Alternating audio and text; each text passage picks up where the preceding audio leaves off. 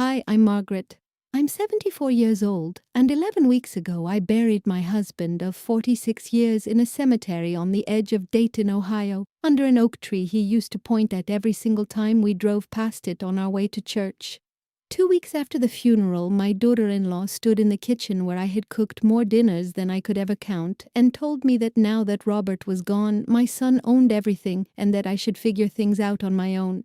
I had not even changed the sheets on our bed yet. I had not even learned how to sleep in it alone. I have never told anyone the whole story until right now, and honestly, some of it still does not feel real to me even after everything that happened. Have you ever been the one who held a family together for 50 years? Cooking, remembering birthdays, smoothing over every fight before it started, only to be told, the moment your husband was gone, that you were now a problem someone else had to solve. If any part of that sounds familiar to you, stay with me because this gets worse before it gets better, and I promise you, the ending is worth the wait. And if stories like mine mean something to you, all I ask is that you tap that subscribe button under this video. It costs nothing, not 1 cent, and it is the only reason I am able to keep telling stories like this one to people who need to hear them. While you are there, tell me in the comments what city you are listening from tonight, because it helps me more than you know to picture a real person on the other end of this. Now let me take you back to where it all began, long before any of this ugliness showed up at my door. Robert and I met at a church social when I was 19 and he was 22, and he asked me to dance twice in one evening, which back then was practically a proposal in itself.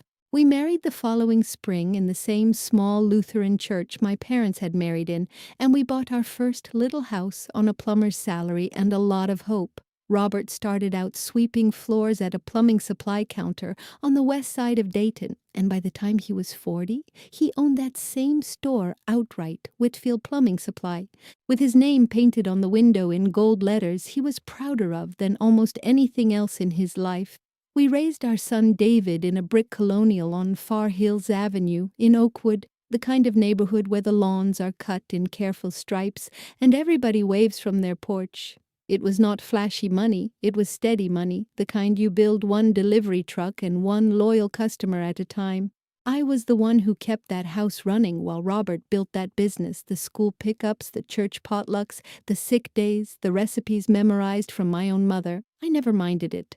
I loved being the person everyone in that family could count on, rain or shine, for 46 years straight. Robert was never a flashy man, but he allowed himself 2 small indulgences in his whole life, and both of them would matter more than either of us could have imagined. He wore his own father's gold Hamilton watch every single day, winding it each morning at the kitchen table like a tiny ceremony, and years later, after the store had finally paid off the mortgage on our Oakwood house, he bought himself a deep maroon Cadillac sedan, lightly used, the one truly proud purchase of a man who had spent decades counting every other dollar twice. Neither the watch nor the car ever meant much to me on their own. What mattered was what they represented, a lifetime of careful, patient building, done the honest way, one satisfied customer at a time. When David grew up, he married a woman named Erica, a bright, sharp young woman who worked in property management downtown, and at first I liked her energy. I really did. They gave us 2 grandchildren, Tyler and Madison, and for a long while Sunday dinners at our house were loud and happy and full of the kind of noise that makes an old house feel alive. Robert would sit at the head of the table in his good watch, a gold Hamilton his own father had given him, and he would tell the same 3 stories every single Sunday, and none of us ever once told him to stop. Then, about 4 years ago, Robert started forgetting small things, misplacing his keys, repeating a sentence he had already said twice. The doctors eventually found the cancer that would take him, slow and cruel, moving through his body over the following years, while we tried every treatment his insurance and our savings could manage. I nursed him myself mostly because that is what I had always done for the people I loved. I gave him his medications on schedule. I drove him to appointments. I held his hand through nights so long I stopped counting them. Somewhere in the middle of all that, before he got too sick to think clearly, Robert insisted we go see our family attorney, a careful, quiet man named James Calloway, who had done our taxes and our paperwork for over 20 years. Robert would not tell me exactly why at the time, only that he wanted things settled properly while his mind was still sharp, and that he needed to know I would be taken care of no matter what happened to him. I remember thinking it was just an old man's worry. I had no idea how much that one quiet afternoon in Mr. Calloway's office would end up mattering. I remember that particular afternoon more clearly than almost any other from that whole difficult year because Robert wore his good watch and his church shoes to what was, after all, only a meeting about paperwork, as though the appointment itself deserved a certain formality. He held my hand in the waiting room and told me quietly that whatever happened to his body in the months ahead, he needed to know his mind had already done its job properly, once and for all, while it was still sharp enough to be trusted completely. Robert died on a Tuesday morning in March with my hand in his and the television playing a rerun neither of us was watching. The funeral was large, our whole church came. Half of David's old customers from the store came, and for one single day everyone treated me like exactly what I was, a woman who had just lost the other half of her life. I remember thinking in some small, foolish corner of my mind that grief this size might at least bring my family closer together. I was wrong about that in ways I could never have predicted sitting in that pew. The trouble started so quietly that at first I told myself I was imagining it. 10 days after the funeral, Erica came by while I was still sorting through Robert's closet, still holding his shirts up to my face because they smelled like him, and she asked almost casually whether I had thought about what I was going to do with the house. Now, I told her I was not going anywhere, that this was my home, the home Robert and I built our whole life inside of. She smiled in that tight, patient way she has and said we could talk about the practical side of things once I was feeling more like myself again. Grief has strange small habits of its own that nobody warns you about. For the first 3 weeks after the funeral, I kept making 2 cups of coffee every single morning out of 46 years of habit before catching myself and quietly pouring the second cup down the sink while it was still steaming. I would set the table for 2 out of muscle memory, then sit alone at one place setting, listening to the refrigerator hum in a kitchen that had never once, in my entire marriage, felt this large or this quiet around me. Within a month, small things began changing that I could not quite put my finger on. My name came off the joint checking account statement that used to arrive addressed to both of us, replaced by David's name alone, and when I asked about it, David said the bank had simply updated things after his father's passing, nothing more. I believed him, because that is what 46 years of trusting my family had trained me to do. I did not yet understand that trust, in this particular family, was about to become the very thing that was used against me. The bills started arriving late, or not being paid at all until I asked twice. The electric company sent a notice with my name on it threatening to shut off service over an account David had quietly taken control of paying. When I brought it up at Sunday dinner, gently, not accusing anyone of anything, Erica said, in front of both children, that maybe it was time I stopped worrying about bills altogether and let David handle the family's money the way his father would have wanted. She said it so sweetly that for a moment I almost thanked her for the favor. Around that same time, I learned almost by accident that David and Erica had already met twice with an accountant about restructuring Whitfield Plumbing Supply, the business Robert had built from nothing over 4 decades, without ever once mentioning it to me. Robert used to walk every major decision about that store past me at our own kitchen table, not because he needed my permission, but because he valued my opinion after 40 years of watching me manage a household budget more carefully than most bankers I have known. Finding out secondhand that the store's future was already being decided without me felt like losing one more piece of the man I had just buried. The following Sunday, I found out from our pastor, not from my own son, that Erica had already arranged for a small memorial bench to be placed outside our church in Robert's name, complete with an engraved plaque she had personally worded herself. It was a lovely gesture on the surface, and I told myself to be grateful for it, but no one had thought to ask me what Robert would have wanted engraved there, or whether I might have liked to choose the words myself after 46 years of knowing exactly how he liked to be remembered. It was David, though, who delivered the line that made my stomach turn for the first time. He put his hand over mine at the table and said, "Mom, you have done so much for so long. Maybe it is time you let us take some of the weight off your shoulders." It sounded on the surface like kindness, but there was something underneath it, something that made me feel for the very first time in my own dining room, like an item on somebody else's list of responsibilities rather than the woman who had raised him. I want to pause here and ask you something, because I think about it more than almost anything else from those weeks. Have you ever had someone dress up control as kindness so carefully that you almost cannot argue with it without sounding ungrateful?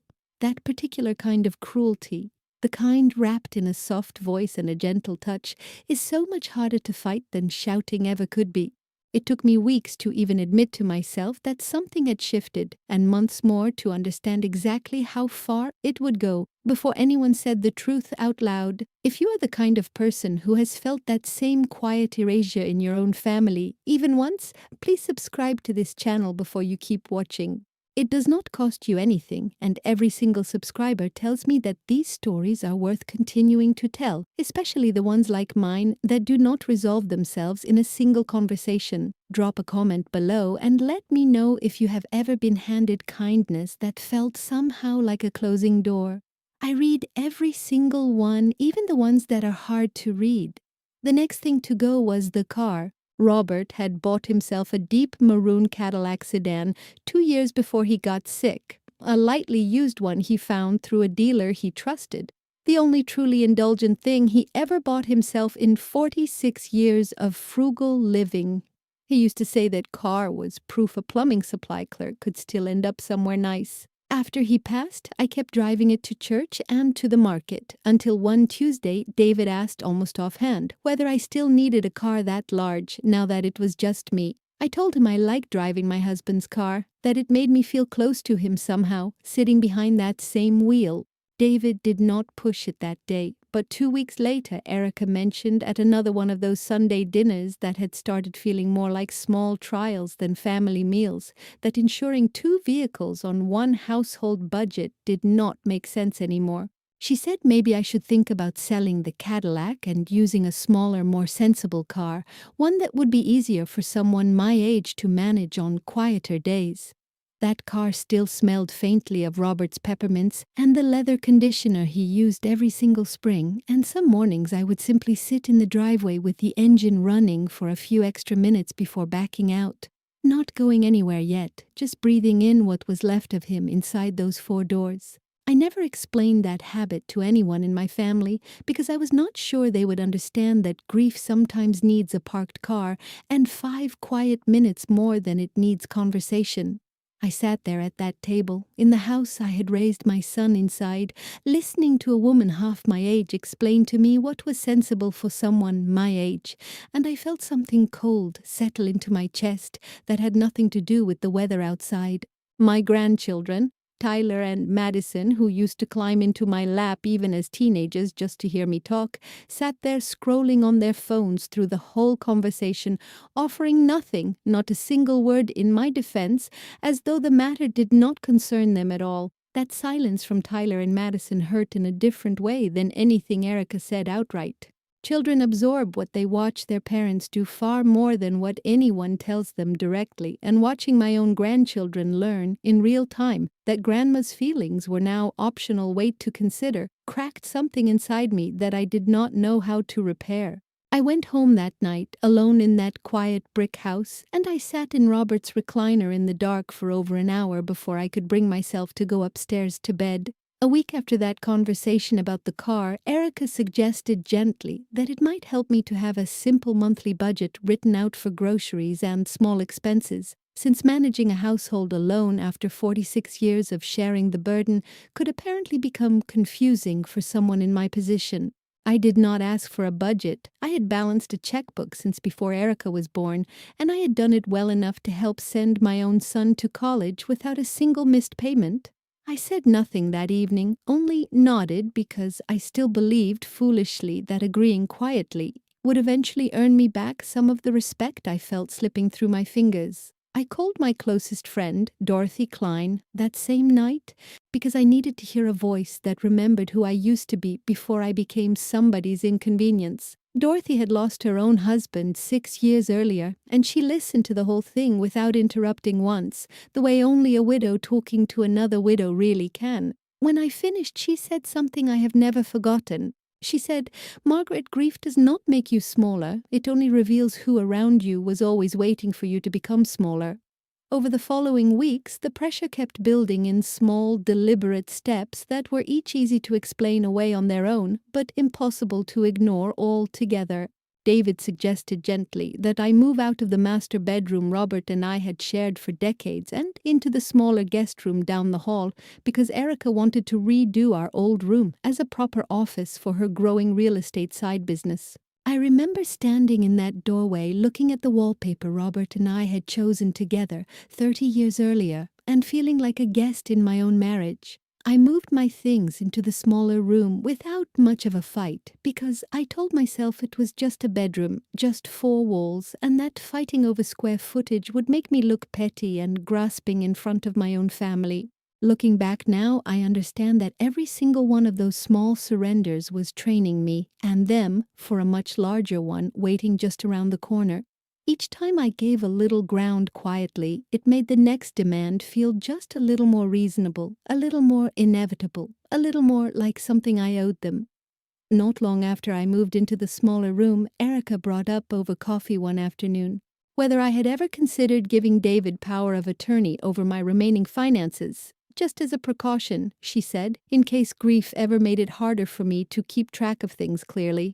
I told her my mind was perfectly sound, thank you, and that I had managed this family's finances long before she ever sat at our table.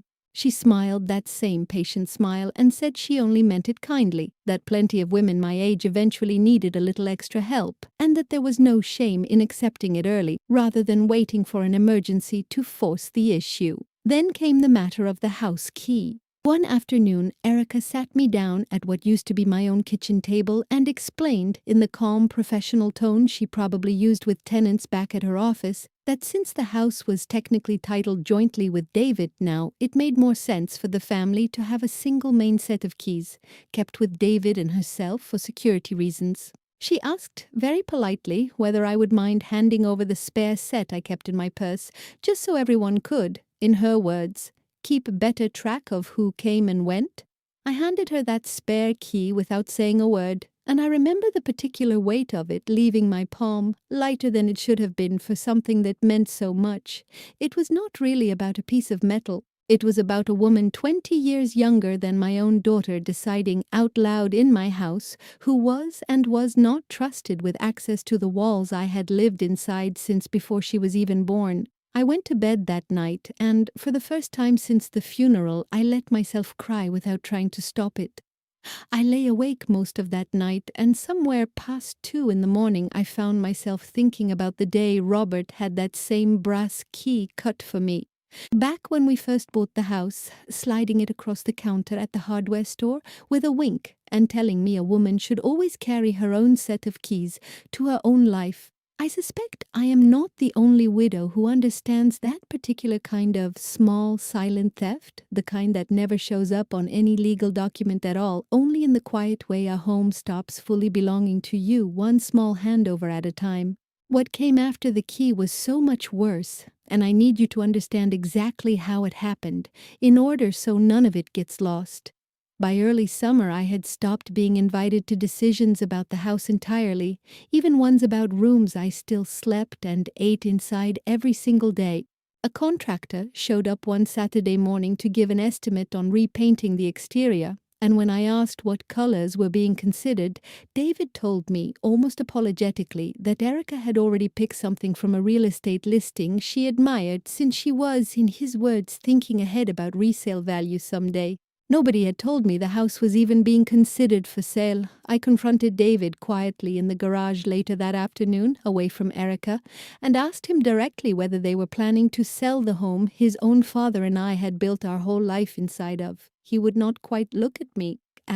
He said things were complicated now that his father was gone, that Erica understood finances better than either of us, and that I should trust that whatever they decided would be, in his exact words, for my own good.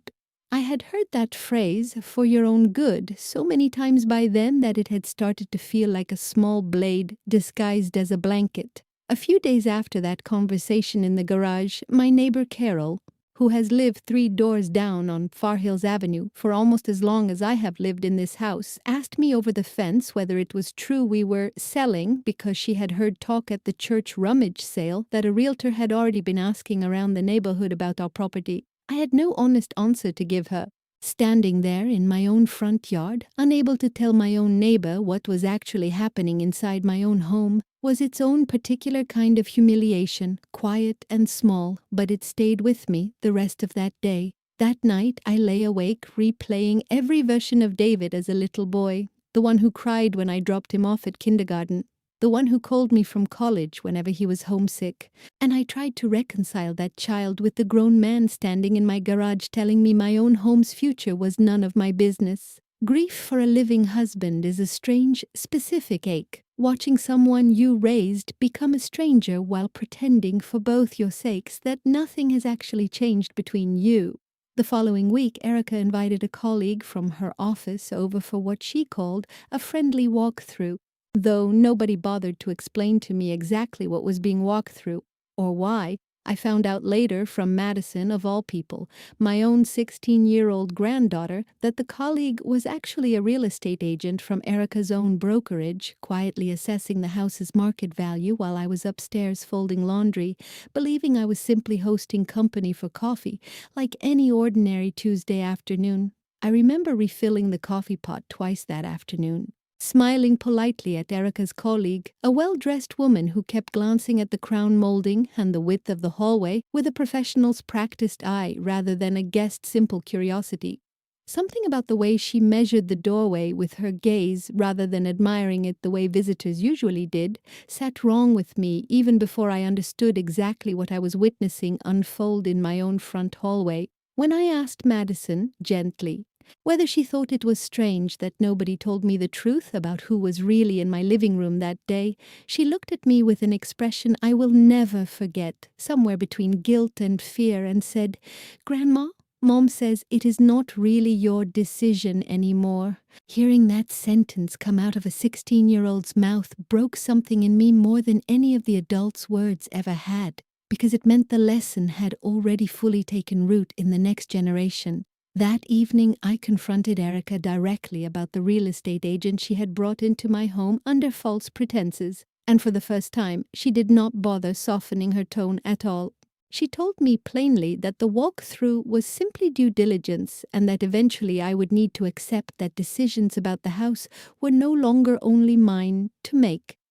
I asked her whether she had ever once considered that Robert's name was still on that deed, alongside David's, and she waved the question away, saying that men rarely bothered updating paperwork the way they should, and that in practice families simply moved forward and sorted the details out later.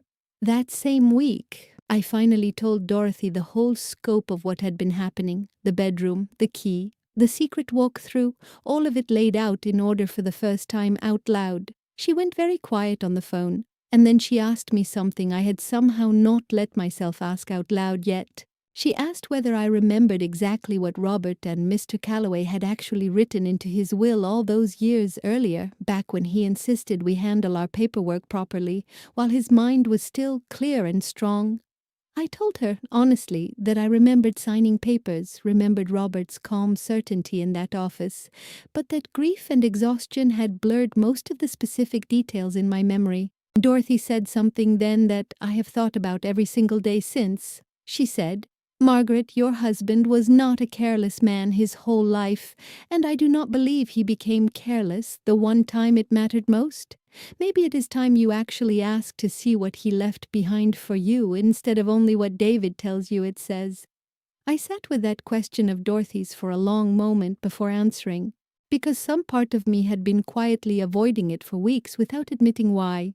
I think I was afraid that if I asked to see the actual paperwork and found nothing there to protect me, I would have to accept that even Robert, careful, steady Robert, had somehow left me exposed in the one way that mattered most. It was easier, in a strange way, to simply not know yet, to keep living inside the uncertainty, rather than risk confirming my worst fear about the only man I had ever fully trusted. I want to stop the story right here for just a moment because I think this is the exact point where everything could have gone a completely different, sadder direction if I had let fear win instead of curiosity. Have you ever had a friend say one simple sentence that quietly changed the entire shape of what happened to you next? If you have, tell me about it in the comments, and if this story has already earned 30 seconds of your time, please subscribe. It costs nothing, and it keeps stories like Dorothy's kindness alive on this channel. I did not call Mr. Calloway that week. I told myself I was too tired, too raw, too afraid of what I might learn either way.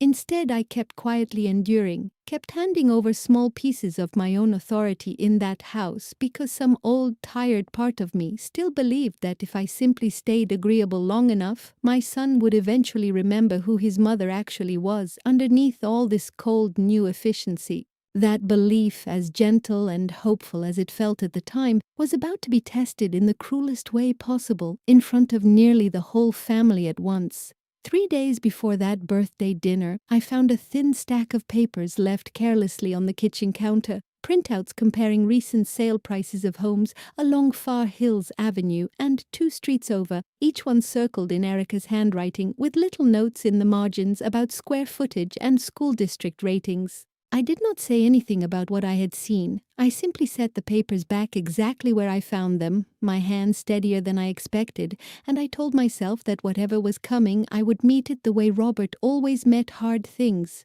quietly and with my eyes open. The invitation came from Erica herself, framed as a simple family dinner to celebrate Tyler's 22nd birthday, nothing more.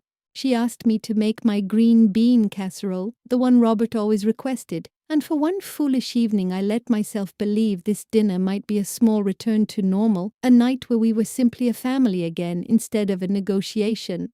I spent the whole afternoon cooking in that kitchen, humming softly, wearing the blue dress Robert always said brought out my eyes, hoping against every warning sign of the past months that things were finally softening.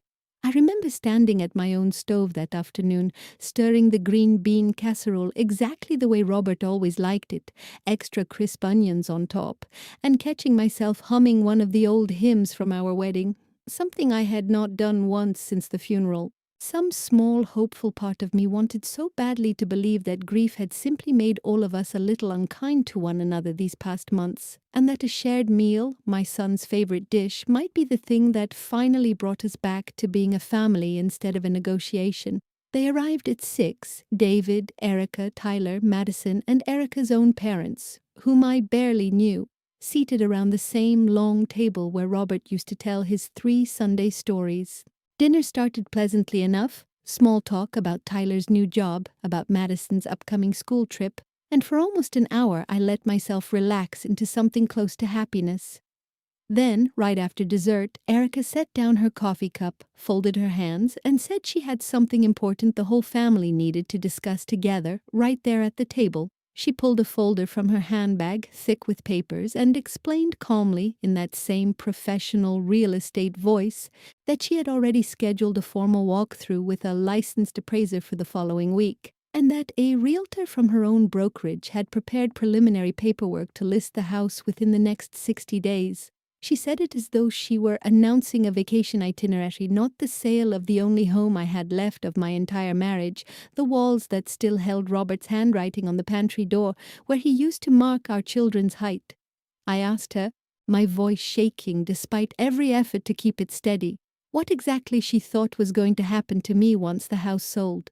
She looked at me across that table, in front of her own parents, in front of my grandchildren, and said the words I will remember on my deathbed. She said, "Margaret, now that Robert is gone, David owns this house, and honestly, at your age, it might be time you figured things out for yourself one way or another." Then she said it plainly, twice, so nobody in that room could pretend they had misheard her. The room went completely silent.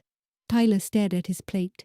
Madison's eyes filled with tears she did not let fall. Erica's own parents shifted uncomfortably but said absolutely nothing.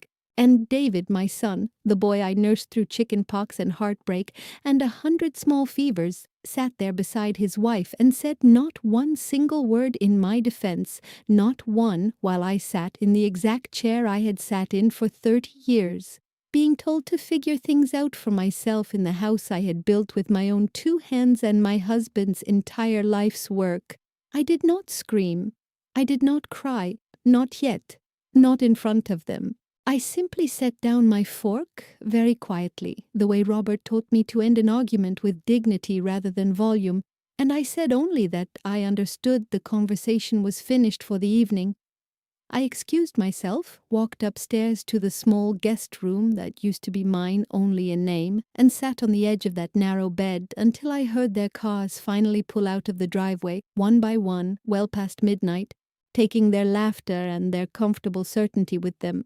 My hands did not shake as I set that fork down, which surprised me even in the moment because everything else in my body felt like it belonged to someone else entirely. I remember noticing, absurdly, the exact pattern of the tablecloth Robert and I had bought together on a trip to visit his sister years before he got sick, and thinking that even that small, ordinary object had witnessed more loyalty in one afternoon than my own son had managed to show me across an entire dinner.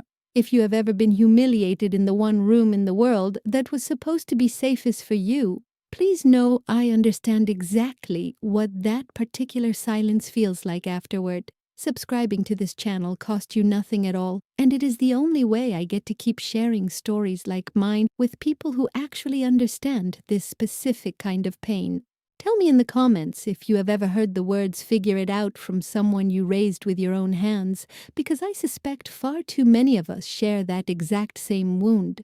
I lay awake that entire night, turning Erica's words over and over, figure things out for yourself one way or another, and something in the calm, practiced way she said it convinced me this had been planned for weeks, not decided that same evening at all. Somewhere around 3 in the morning, staring at the ceiling of a bedroom that was not even mine to begin with anymore, I finally let myself think clearly about Mr. Calloway's office, about Robert's insistence on getting our paperwork settled properly, about Dorothy's simple, patient question from weeks before. By sunrise, I had made a decision that felt, for the first time in months, entirely my own. I was not going to argue at that dinner table ever again, not going to raise my voice, not going to beg my own son to remember who I was. I was simply going to walk into James Calloway's office on Monday morning and ask him, calmly and directly, exactly what my husband had actually written down for me all those years ago, when he insisted we settle things properly while his mind was still perfectly clear and strong. I thought, too, about something Robert used to say whenever one of the delivery trucks broke down at the worst possible moment, that the measure of a person is not whether trouble comes, because trouble always comes eventually, but what they had already quietly put in place before it arrived. I did not know yet exactly what he had put in place for me. I only knew, lying there in the grey early light, that the man who spent 46 years reading me perfectly at every dinner table we ever sat at together would not have left me to face something like this with absolutely nothing behind me. I called Mr. Calloway's office first thing that Monday, and his secretary, a kind woman named Patricia, who had known our family for over a decade, told me he could see me that very same afternoon. I remember sitting in my car outside his office building on Patterson Boulevard for nearly 10 minutes before I could bring myself to walk inside, my hands still shaking slightly from 3 sleepless nights, wondering whether I was about to learn something that would comfort me or break my heart completely open all over again. James Calloway greeted me the way he always had, warmly, unhurried.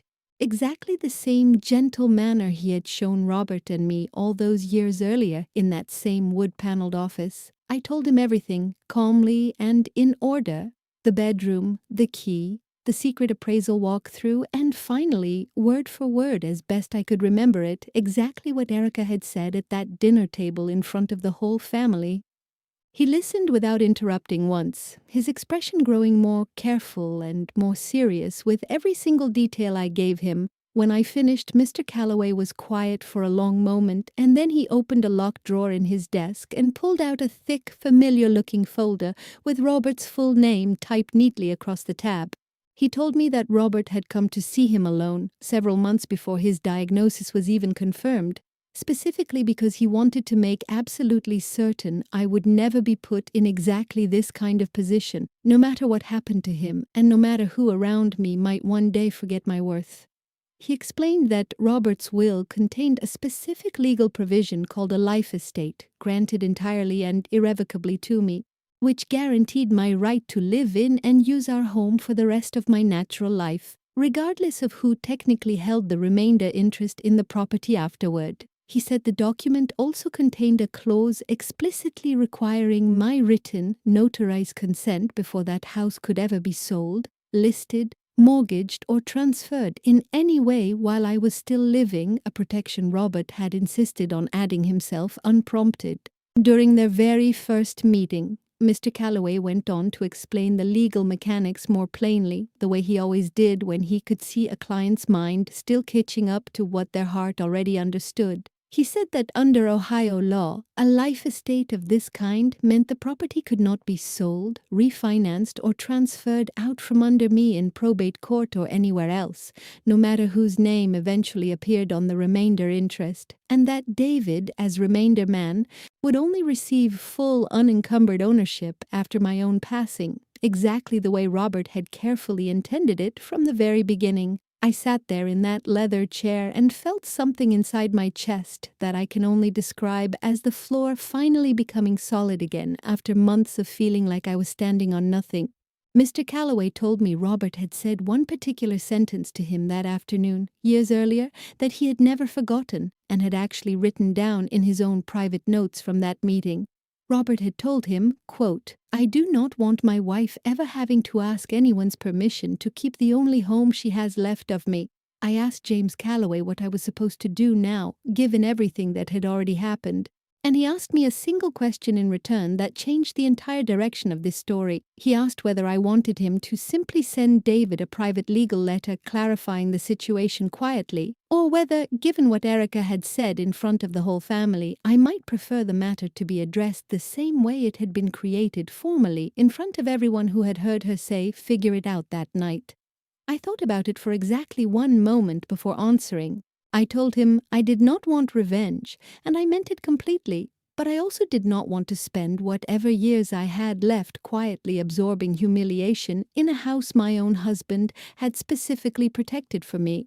I asked him to schedule a formal reading of the will with the entire family present at his office the following week, the same dignified, orderly way Robert had always done everything important in his life. I want you to understand that what happened at that reading is the exact reason I decided to tell this story at all these months later. I have wondered many times since whether Erica had any idea, that week, exactly what was waiting for her inside that folder, and I am certain now, looking back on how confidently she carried herself into that conference room, that she did not have the faintest idea, right up until the very last page was read aloud. The strange part came a few days later, when I learned, through David, that Erica herself had actually pushed for the formal reading to happen sooner rather than later, believing, apparently, that a clear legal reading would finally settle the matter firmly in her and David's favor once and for all. She told David, according to what he later admitted to me, that she wanted everything documented properly so there would be, in her words, no more confusion about who was actually in charge of this family's assets going forward. I said nothing to discourage that belief. I simply confirmed the appointment, wore the same blue dress I had worn to that terrible dinner, and drove myself in Robert's Cadillac to James Calloway's office on the appointed Thursday morning, arriving early enough to sit quietly in the parking lot and breathe, the way Robert used to remind me to do before anything important. I felt calm in a way that surprised even me, not triumphant, simply steady, the way a person feels standing on ground they finally know is solid beneath them. David and Erica arrived together, followed a few minutes later by Tyler and Madison, both looking uncomfortable in the stiff, formal chairs of Mr. Calloway's small conference room. Erica had brought her own folder again, thicker than before, clearly prepared to present her 60-day listing timeline the moment the legal formalities were finished.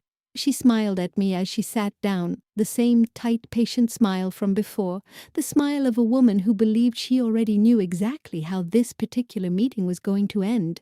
Mr. Calloway began exactly the way he always did, calm, unhurried, professional, reading Robert's full legal name and the date of the will's original execution aloud to the room. He moved through the standard provisions first: small personal bequests to each grandchild, a modest donation to our church, the transfer of Whitfield Plumbing Supply's remaining assets to David, each item met with quiet nods around the table. Erica shifted forward slightly in her chair as he approached the section concerning the house itself, her pen already poised over her own paperwork. Then Mr. Calloway read the exact clause Robert had insisted on all those years earlier, word for word, slowly and clearly, granting me a full and irrevocable life estate in our family home, with explicit language stating that no sale, transfer, mortgage, or listing of the property could occur without my personal written and notarized consent, for as long as I remained alive. The room went completely silent in a way that felt entirely different from the silence at that dinner table months earlier. Erica's expression changed in stages I will never forget as long as I live. First, confusion, as though she believed she had simply misheard the specific wording.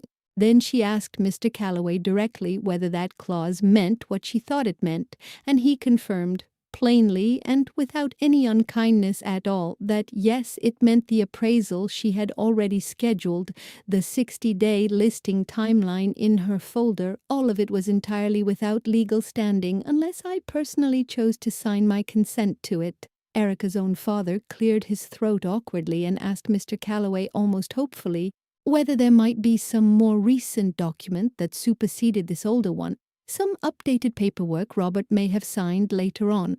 Mr. Calloway simply shook his head and explained that Robert had reaffirmed this exact provision himself in writing only 8 months before he passed, specifically because he wanted no ambiguity left behind for anyone to exploit later. Erica flipped through her own folder twice, as though the right page might somehow appear if she searched hard enough, before finally setting it down, empty-handed, on the table in front of her. David turned to look at Erica, and for the very first time in months, I watched something shift across my own son's face, something that looked almost exactly like the boy I remembered from before all of this began. He asked her, quietly, right there in front of Mr. Calloway and both of his own children, whether she had genuinely believed the house was entirely his to sell, and Erica had no answer ready for him, not one single word, for what felt like the very first time since I had known her. I did not gloat. I want you to understand that clearly, because it would have been so easy in that moment to feel triumphant, to remind her of every single cruel thing she had said to me over the previous months. Instead, I simply folded my hands the way I had at that dinner table, the way Robert taught me, and I said only that I had never wanted a fight. I'd only ever wanted to keep living quietly in the home my husband and I built together, for however many years I had left to enjoy it. I felt Tyler's hand find mine under the table at that exact moment, the first genuinely warm gesture any of them had offered me in months, and I squeezed it back without turning to look at him, because I did not trust myself not to cry if I met his eyes just then. Some victories, I have learned, do not need to be announced or celebrated loudly to be complete. They only need to be true, and to finally be spoken out loud in a room where everyone present can no longer pretend otherwise. Mr. Calloway closed the folder gently and reminded everyone, in his calm professional way, that Robert had drafted this exact protection years in advance, specifically anticipating a moment exactly like this one, though he had certainly hoped it would never actually be necessary. He said something then that I have repeated to myself nearly every day since. He said that sometimes the truest measure of love is not what someone says while they are alive, but what they quietly arrange to protect you with long after they are gone. If this moment moved you even slightly the way it moved everyone sitting in that conference room, please take 30 seconds right now and subscribe, completely free, because it is the only reason I get the privilege of telling stories exactly like this one. Tell me honestly in the comments whether you saw that reversal coming, or whether, like Erica herself, you assumed this story would end very differently for me. Either way, I am so grateful you stayed until this exact point in my story. The days immediately following that reading were quiet in a way our family had not experienced in months, though not entirely peaceful. Erica did not come to the house for nearly 2 weeks, and when she finally did, she was noticeably more careful with her words, though never once did she actually apologize outright for anything she had said that terrible night at dinner. Some people, I have learned, simply cannot bring themselves to say the words "I was wrong," even when every single fact in the room has already said it clearly for them. David also came to me separately about the plumbing supply business itself, showing me the actual accounting for the first time in months, and asking, genuinely this time, whether I wanted to remain listed as an advisor on the company the way his father always intended, even if only in name. I told him yes, gladly, not because I needed the title, but because being consulted about something Robert built with his own 2 hands mattered to me more than David probably understood. It was a small thing on paper, but it felt like being handed back a piece of my own life that I thought I had already lost for good. David, though, came to see me alone one Sunday afternoon, without Erica, sitting across from me at the very same kitchen table where his wife had once discussed paint colors for a house that was never entirely hers to repaint. He apologized, genuinely this time, his voice cracking in a way I had not heard since he was a teenager, saying he had let Erica's certainty become his own convenience, and that he was deeply ashamed of every single moment he had stayed silent while she spoke to me that way in our own home. I told him honestly that I forgave him, because I did, but that forgiveness and forgetting are 2 entirely different things, and that our relationship going forward would need to look different than it had before all of this happened. I told him I expected to be consulted, not informed, about decisions concerning the house I still legally protected, and that any future visits from Erica would need to come with genuine respect, not quiet negotiation dressed up as concern for my well-being. I was specific with David about exactly what respect would need to look like going forward, because I had learned the hard way that vague reconciliations tend to quietly dissolve back into old habits within a few months. I told him visits needed to come with real conversation, not obligation dressed up as a Sunday drop-by, and that any future decisions touching this house, even small ones like paint colors, would be discussed with me directly, not announced to me after the fact by a contractor standing in my own driveway.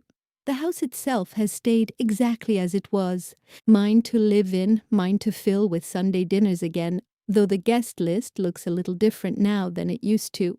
Tyler comes by most weekends on his own, without needing his parents to arrange it, and Madison, my 16-year-old granddaughter, has started calling me just to talk. No particular occasion required, the way she used to before all of this happened. I have learned to treasure those small, unscheduled calls more than almost anything else in my life right now. Tyler, in particular, surprised me the most. He started stopping by most Saturday mornings with coffee from the shop near his apartment, just to sit with me at the kitchen table for 20 minutes before work. No occasion required, no parent arranging it for him.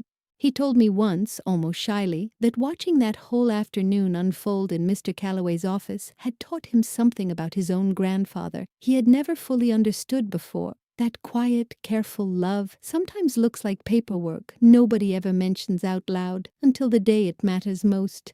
I moved back into the master bedroom 2 months after that reading, repainted the walls myself. A soft, warm yellow Robert always said he wanted to try but never quite got around to before he passed. I still drive his maroon Cadillac to church every single Sunday, and I still wear his gold Hamilton watch on my own wrist some days, simply because it makes me feel closer to the man who thought of me even in the years before he knew exactly how much I would need that protection. I have started hosting Sunday dinner again myself, at my own table, on my own terms, though the menu has changed a little over these past months, since I have finally started cooking a few dishes just for my own pleasure rather than only the ones Robert or David always requested.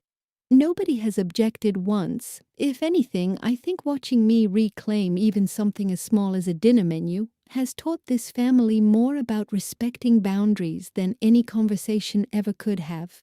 Erica and I have found a careful, working peace, not warmth exactly, but a genuine, functional respect that did not exist before that day in Mr. Calloway's office. She still runs her real estate business, and occasionally she even asks my opinion on staging one of her listings, small conversations that would have been unthinkable only months earlier. I do not need her to love me. I only ever needed her to understand that I was still a full person, with rights and a voice, not a problem waiting patiently to be solved by someone else's convenience. My name went back onto our household bank statement within a month of that reading, no argument required this time. And every bill that comes through this house now arrives addressed to me first, exactly the way it always had before Robert passed.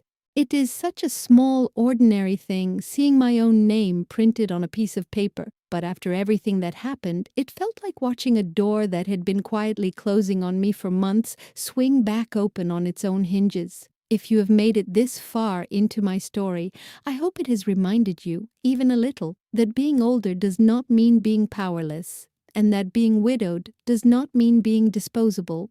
Share this specific video with anyone in your own life who might be quietly enduring something similar right now, because sometimes the simple knowledge that someone else survived it is exactly the thing that gives a person the courage to finally ask their own questions. Here is what I want you to carry away from everything I have told you tonight. Love, real love, the kind Robert gave me across 46 years of marriage, does not only show up in flowers or anniversaries or soft words whispered across a dinner table. Sometimes it shows up decades early, in a quiet lawyer's office, in careful paperwork nobody else even knows exist yet, protecting the person you love from a moment you pray will never actually come, but prepare for, anyway, just in case it does. I think about Robert every single day, but I think about him differently now than I did in those first raw weeks after the funeral. I used to believe I had lost the only person who would ever truly protect me in this world. Now I understand that he built that protection to outlast him entirely, so that even his absence could not leave me defenseless in the one home we built our whole life inside of together, the home where I still, every single morning, wake up safe. If there is one sentence from this entire story that I hope you remember tomorrow, let it be this one. He knew I would need protection, not permission. Whatever your own situation looks like right now, whatever room you are sitting in as you listen to this, I hope you remember that your worth was never something anyone else got to decide for you, no matter how gently or how cruelly they try to convince you otherwise. Thank you so much for staying with me through this entire story tonight, all the way to the very end. If it meant anything at all to you, please subscribe to this channel completely free and share it with someone who might need exactly these words today. I will be back soon with another story, and until then, I hope you hold on tightly to whoever and whatever is truly yours to protect.